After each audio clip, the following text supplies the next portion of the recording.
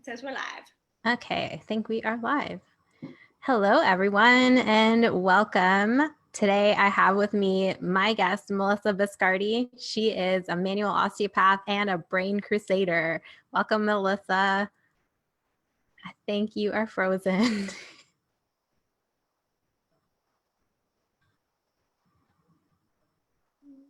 Okay, I think you're not. Yeah, there we go. Okay, that's okay. I close everything except Zoom. Okay, so I guess I was just introduced, so I will just go off of that. But did you ask me something at the end of the introduction? No, I just said welcome. So I guess let's ask you your first question then. So how did you get on this path? What made you so interested in brain health? Okay, so when was it now? Maybe 2013, I actually started to notice some changes in my memory where I would start forgetting like little things, which, we really normalize that in general, but it's not normal when it happens. So it was happening, and then it was happening a little more, and I got concerned, and it really just kept progressing and getting worse and worse. Such that like I wouldn't remember patients' names. And so that was really bad. And then I didn't remember the name of someone who I'd known for like 10 years through the martial arts community.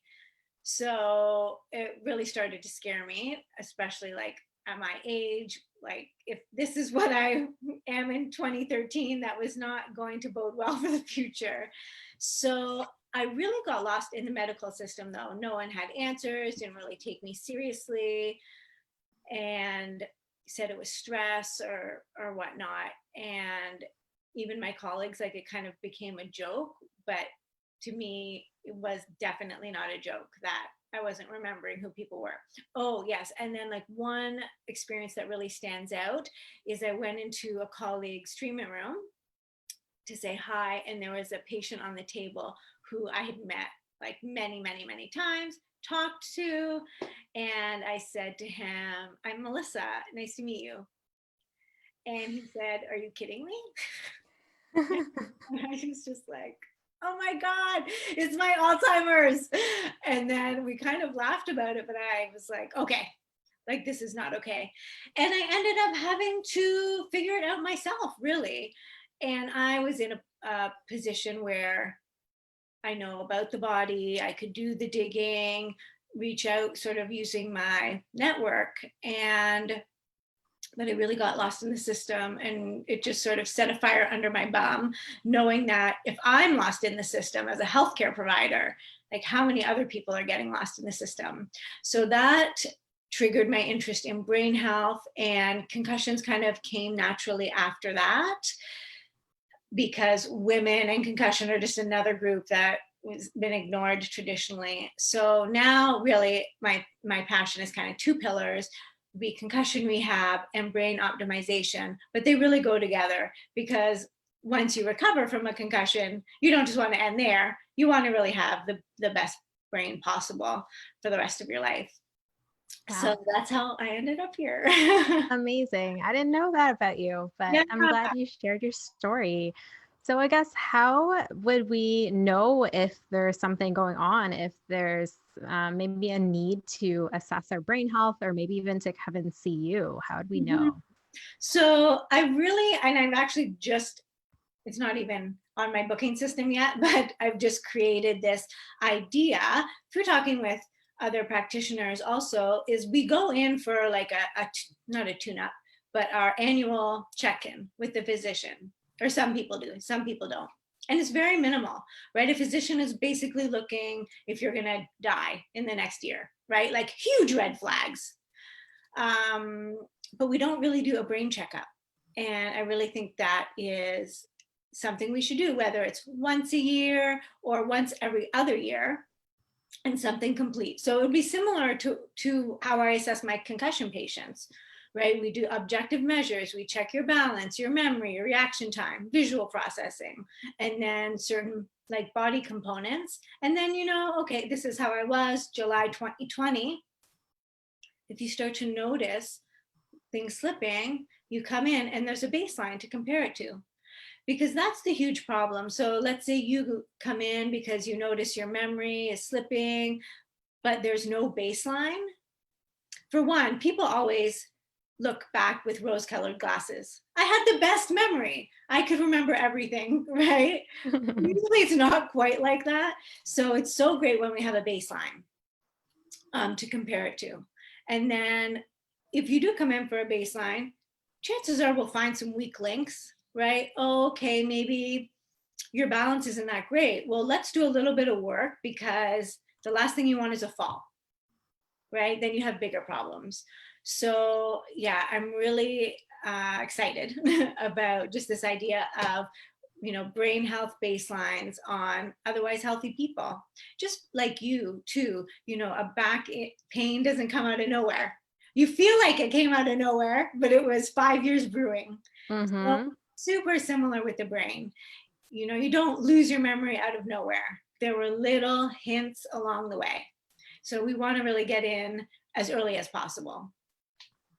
Yeah, I love that approach. And it's true what you say. Like, if you don't have anything to compare it to, you don't really know what's going on. And it's a lot harder for us as practitioners to kind of figure out and diagnose and kind of lead you down the right path. So yeah, I totally agree with you there. I think everyone should come in at least once a year, just kind of get checked out by all the different practitioners, basically. All right, let's jump into a little bit about concussions, because I think this is such a big topic. And I know you talk about this all the time, but I love how you mentioned that women and concussions is something that kind of is ignored, and maybe it's not treated as well as it should be. Do you have anything to say about that? Yeah, well, and it goes with all research. For many, many years, women and men were analyzed together. Women were just considered to be little men, which we totally are not. And so it was same with concussions, or sometimes women were not even included in concussion research at all, because it would just be done on football players or hockey players or fighters.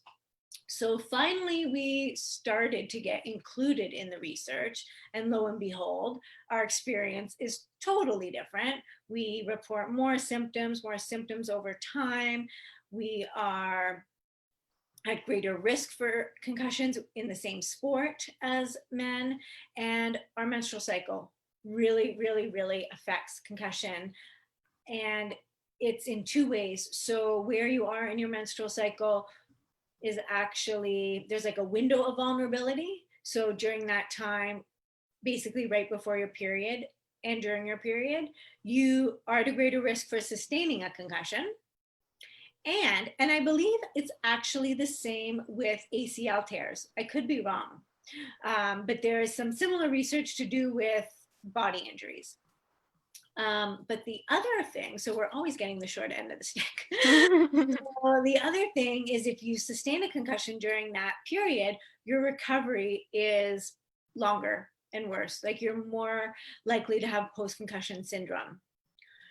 So it's really interesting, because and now this research, I want to say at least 7 years, but probably longer. We have this information, but it hasn't really changed practice too much. So it's putting out the fire after. Like, oh, so you had your period. Well, you're likely to have a really long recovery, instead of education, especially for sports, right? On the front end. Okay, so-and-so, like tracking your cycle. If you're an athlete, okay, she's going to be more at risk during this time. So what measures can we take? Like, I think that's really high level and sophisticated, but that's what we should be doing. Yeah, I agree. I think that I know what you mean. Like, it's high level and sophisticated, but I feel like that should be a standard. Yeah, people will always say, how do you prevent concussions? Well, you can't. A helmet won't prevent it. If you want to prevent it, you have to just walk around in like saran wrap, right? Motor vehicle accidents, slips and falls, we'll never get rid of them. So it's about minimizing them. But if you want to talk about minimizing them, that is like an evidence-based way to minimize them, right? Minimize exposure during that period where you're at a higher risk. Mm-hmm. Yeah, I totally agree. I treat concussions too, but not as often as you. And I know that you can get a concussion even if you don't hit your head. And that's something that people don't even realize. So, yeah. Or what, can you talk about maybe some signs and symptoms if you have, like, for example, if people don't hit their head, they don't even think they have a concussion, but they likely do. What can they watch out for? Yeah, and that's actually really common that they don't hit their head, because the concussion is actually from the shaking of the head, right? Or the shaking Hmm. of the brain inside the skull. And so those people usually, it's not on their radar, and they'll notice, I'm sure you see this in your clinic, 2 weeks later. They're not feeling well and they think back, oh, wow, I did slip or whatnot.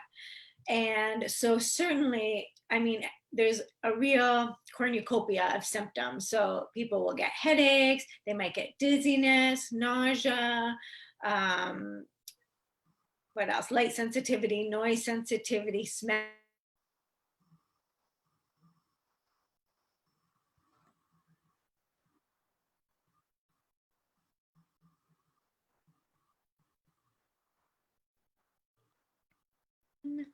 I wonder if I'm frozen. I think you froze for a second Yeah, there.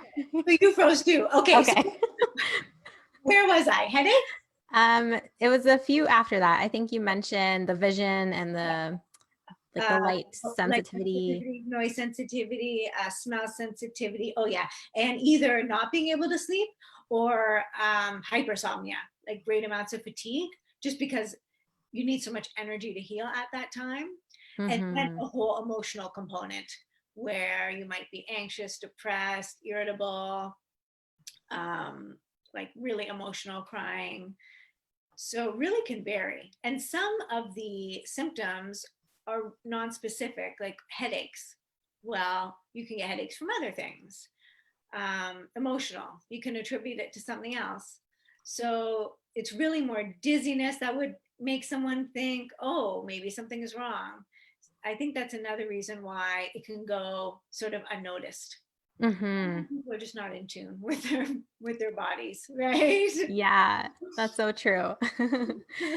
Do you have anything to say about people who've maybe like experienced a concussion in the past and maybe are still experiencing symptoms, or even if they aren't experiencing symptoms, maybe it can lead to other things down the road? Like, can it affect their emotional stance or like any other different things that they can look out for, even if it's like a previous concussion many Sure. years ago? So a lot of people, yeah, will have a concussion many years ago and still be experiencing like some post-concussion symptoms. And I feel like with those people, if you haven't met a great practitioner, then you might just assume that's the way you're going to be forever. Like that acceptance. Oh, this is just me. That's just my I get hear that a lot. That's just my vertigo. Okay, but that's not normal. That's not just your vertigo. That's something you have to get rid of. Or I just get those headaches or migraines or whatnot. They just normalize, just like memory loss. Oh, it's just my age. It's like, no, that's brain degeneration, right? Like that is something we want to get a hold on. So one thing is know that you can get better. And by better, that's also personalized, right? Maybe we will never get you back to your 20-year-old self, but there's always room for improvement. So really to know that and be empowered by that. The other thing would be definitely the more concussions you have, there is a more likelihood that things will kind of last or you'll be more susceptible to future concussions. So sometimes it will mean that you have to be a little bit more mindful of your activities, or especially mindful if you hit your head again. Don't wait and see. All the evidence points towards early intervention, just like back pain, right? Don't wait 5 years, then you have Hmm. a lot of other issues that we also have to deal with. And it's funny because we want an instant solution, right? We're a like instant solution society. Press the button, whatever. You want to press the button and have your concussion fixed or your back pain fixed. But when often, not everyone, let's say 50% of the population, when they experience it, they wait and see. So it's like this real mix of things that happen, but definitely the sooner you get in, the easier things are to, because you haven't compensated. right? And created all these other little problems along the way. Hmm. Yeah. And I feel like that happens with no matter what you're dealing with. The longer you wait, the more likely something else is going to happen, or it's going to lead to like compensation. And you're going to start doing all these other things to kind of keep yourself going and like getting through the symptoms, but not actually going back and fixing the symptoms. So, yeah. Yeah. And it's like people will accept a decreased quality of life. Yes. Basically, like, oh, I can't do this because of my back, or I can't go to that concert because I have noise sensitivity. But if you dealt with the noise sensitivity, you could go to the concert, right? Yeah, exactly. Knowing, I don't people think people realize how good they can feel. And that means someone who's had concussions, but actually just for everyone who's walking out there, there's always this next level of health, which you can't even imagine until you've reached it. And I've experienced that myself. I'm healthy, active, etc., good diet. And then I started to really like optimize or tweak and see, okay, what if I do this? And then I reached another level and I didn't even know it was there until I got there. So I feel like certainly everyone else can raise the bar a little bit. Yeah, I totally agree with you. And the same thing happened to me with my own health. I was like, okay, now I'm good. I feel okay. But then there was this another level that you can get up to, and then you can still keep going, like basically forever. And I love that Absolutely. you optimize the brain. So can you tell us a little bit about your approach and how you do that? Sure. And the thing is, it's actually very similar for a concussion or a healthy brain, because either way, you're just trying to bring more health into the system, right? So, but let's just talk about if your regular Tom, Joe, Jane walks into my office. There are, like, I call them different pillars. So then the body's actually the first one, and really focusing on neck health and the whole, like the soft tissues of the face and the head. And this is because we need optimal blood flow to the brain for oxygen, nutrients, and we also need waste and inflammation to be cleared out. So many people are just walking around, I'm sure you see them, it's so much tension, they're hunchbacks, who knows what else, they grind their teeth, they're just really stressed. So basically walking around with an elastic around their neck. So first we got to clear that. Then focusing on the nervous system, because healing happens in the calm state, in the parasympathetic state. And a lot of people are running in sympathetic, right? Go, go, go, go, go, stress, stress, family, pain, job. So working on nervous system regulation, and that can include vagus nerve stimulation or meditation, that would be tailored to the individual and what works for them. And then diet. So all these basic things before we even get into brain training, because if you don't have a foundation, it's just like gonna unravel like a house. You can't start with the roof. Mhm. So then diet, cleaning up things if need be, and maybe supplementation. There are a few supplements that I do really like for brain optimization. And then after we have that foundation, then we look at brain training for specific areas. So if an assessment shows maybe it's the memory, or maybe it's actually, so especially with concussions, that frontal lobe, which is emotional regulation, irritability, creativity. So seeing, okay, where are the weak links, or, balance from the cerebellum, where are the weak links? And then let's support those areas. So Yeah. that's how I like to work. I love that. And I do the same thing. I start with all the foundation stuff first, because you're right. You can't start with the roof and then go backwards. It doesn't work like that. You have to have an established baseline, and then you build off of that. And then you can always make that better. You can always optimize that even further. So, yeah, I love your approach. Yeah, and I know it seems boring for some people. Oh, my diet, like, just give me the brain, just give me the fun stuff, but it will just unravel. Yeah, it just doesn't work as well. Like your results are not going to be as good if you don't have that baseline established. Absolutely. Yeah. All right. I don't know if there are any questions from viewers here. I don't see any questions yet, but is there anything else that you would like to chat about? What else should we talk about? Maybe we can talk a little bit about the different parts of the brain, just like bird's eye view. Sure. Yeah. So, as I mentioned, yeah, so if someone came in with me, there would be the objective measures and then like a very long questionnaire. I think it's 4 pages to try and look at how well certain areas of the brain are working. So then we can narrow down brain training once we get to it. So, frontal lobe, like I said, so emotional regulation, so thinking anxiety or depression, irritability, inhibition, which is really, really important. And it's something that we don't think about on a daily basis. But inhibition is, for example, if you're really angry and you want to yell at someone, you want to yell at the next driver or the person who's behind you in line and not giving you 6 feet, but the inhibition stops you. It's like that control mechanism. When that inhibition is broken, and I'm simplifying things, of course, but when that inhibition is broken, you're yelling, you have road rage, right? Maybe you're one of those people that flash people on the streets. That whole inhibition is not working well. So that is frontal lobe. And also some of our eye movements are generated in the frontal lobe. Our temporal lobe, which is more at the side, has to do with memory and also some language skills. And then our parietal lobe, more at the top, is sort of sensory integration, how we feel touch or pinprick. So that's what we might look at there. And then our occipital lobe, which is visual perception.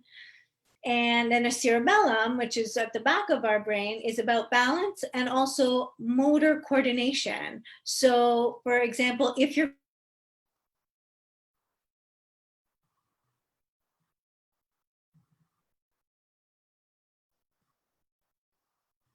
another body part, and did I freeze? Yep.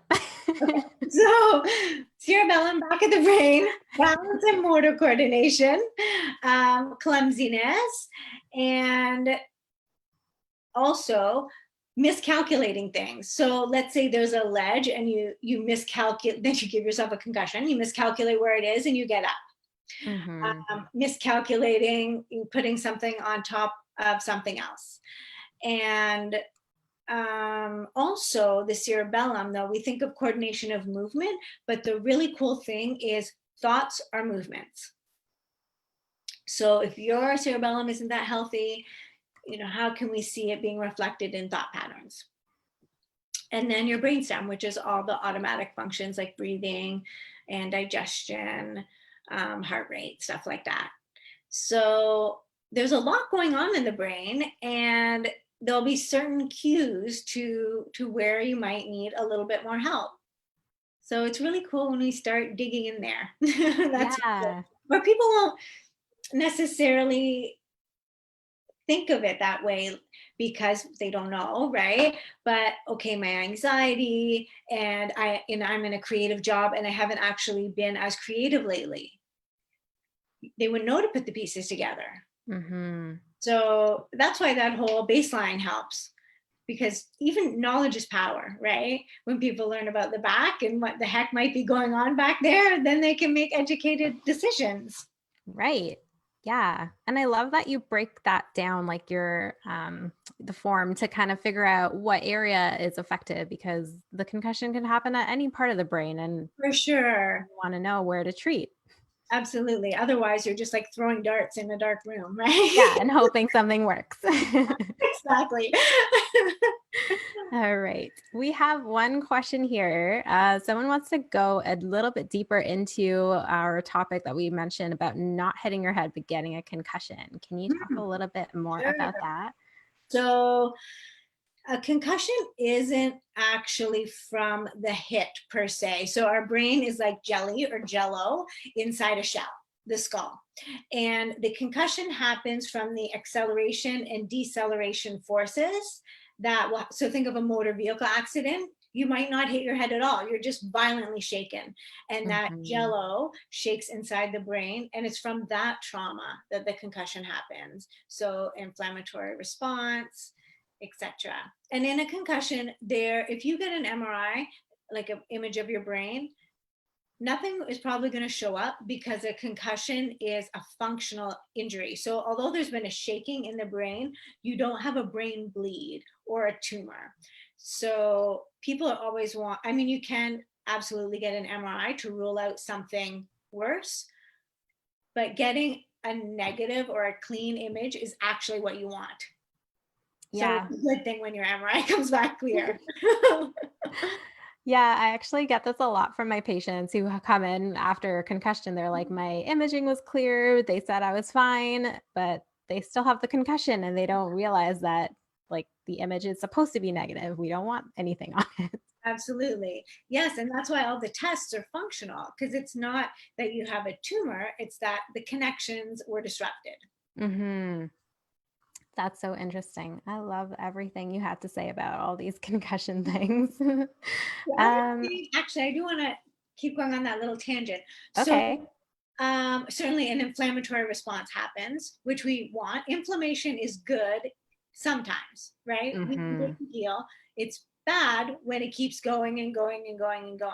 So after you sustain a concussion, your gut-brain axis can actually be disrupted within hours. And that is not great for your brain. So that can last that's why I use diet, because you have to heal that disruption. If you don't, that disruption will last and the inflammation will persist. So I had a patient who had a concussion months and months ago, and I started talking about the inflammation, and he said, yeah, well, it's been so long, the inflammation must be gone. It's like, no, your scalp feels like a peach. There's still inflammation happening here, okay? So just knowing that the processes in the body can definitely persist for a long time. And that's why you have post-concussion syndrome. Yeah. And that's kind of the same thing for so many other conditions, even with back pain. Like I talk about this all the time. So I'm sure people are tired of hearing this, but I talk about how inflammation that is persistent and that stays there and doesn't go away. It's especially in the back, it's not something you can see or feel. So you don't notice it and you don't really know how to address it because you don't know that it exists. I guess it's a little bit easier if your head is swollen, you can kind of see it. But it probably is the same thing in the brain too. Like you don't necessarily know or see the inflammation. Yes, exactly, because it's invisible injury, and people will not realize what their scalp feels like. So they'll come in and I can push in, and you know what edema is, right? Like yeah, it will be squishy, and they had no idea.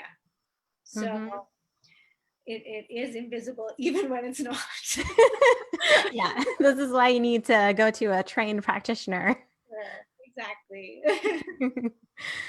Yeah, I love that you also talk about the inflammation in the gut and how nutrition plays a role. And I do the same thing with in my program and with my patients and with my clients too. We have to address nutrition. Is there any kind of particular like style of diet or anything that you typically recommend, like just in general? I know it's very individualized.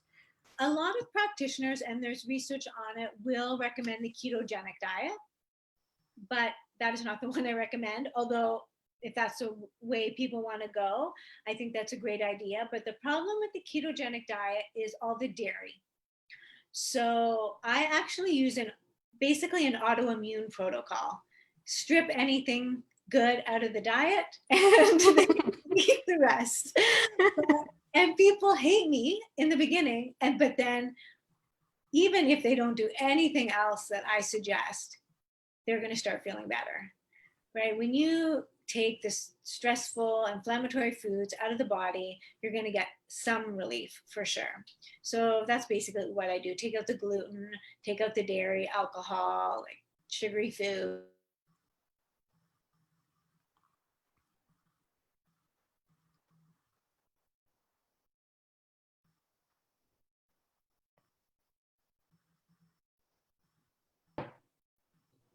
Thank you, just froze again.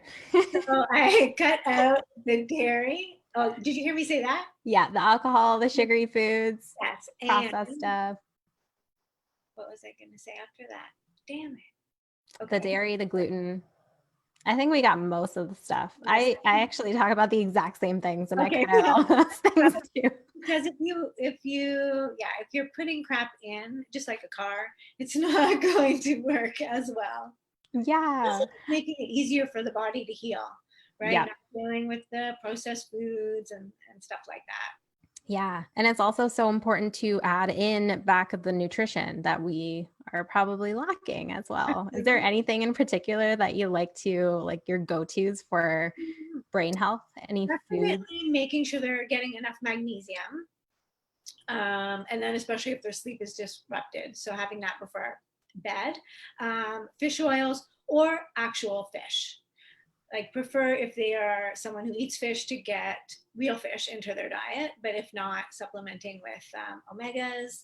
And I actually sometimes, if they come and see me fresh concussion, sometimes we'll integrate creatine because there is research on that preventing some of the, or minimizing at least, the emotional type symptoms over time. So Wow. sometimes I will include that. And then more on the, so not like vitamins, but supplement side, curcumin or turmeric.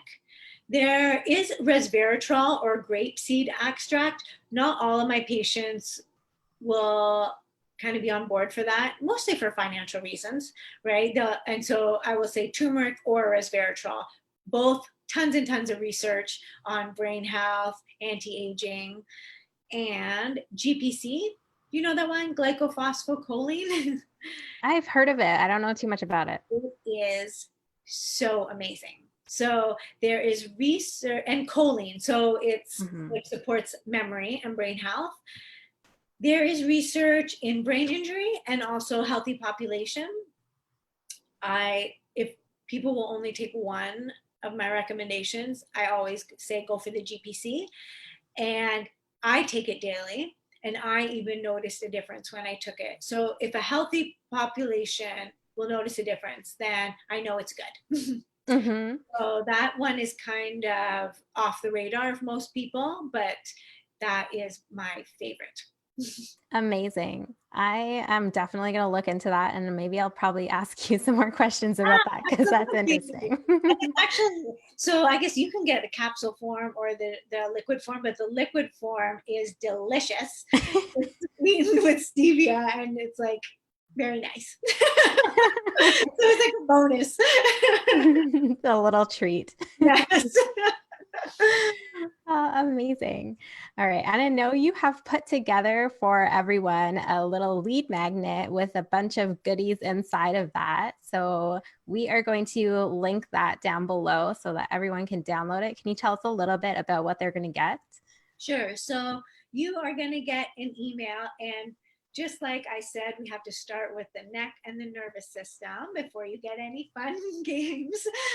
That has two of my favorite sort of neck decompression exercises, which are very safe. You can do them on your own. And then one of my favorite sort of nervous system calming exercises. Again, you can do it on your own, and it will work if you are stressed out. You can use it before bed. And especially with the nervous system stuff, the power is in the repetition. So you can't just